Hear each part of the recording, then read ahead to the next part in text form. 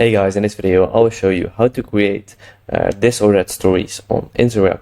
So as you can see, I'm now on Instagram, and basically you need to go to Canva. So Canva is a pretty cool design app, you might know it, and you just need to search for this or that. So as you can see, I searched for it, and as you can see, there are close to 200,000 this or that templates you can use totally for free. There are pro ones, so you can upgrade to Canva Pro or use the Pro ones if you have Canva Pro. But as you can see, there are a lot of options. So you can choose the style you want, for example, this coffee or tea one, or this one, this weekend activities one. So you can just tap on it, and you can change the colors, you can change literally everything. So for example, weekend activities, you can change that. You can change, literally everything. You can, for example, change the text, for example this one, and made a Canva, and you can type your Instagram, for example, my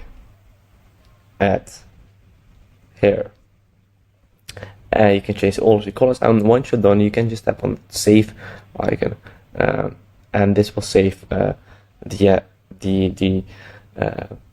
or that image as as an Instagram story file. And this you can post on your Instagram story, and your watches or your viewers, the Instagram story viewers, can now play this or that on your Instagram story.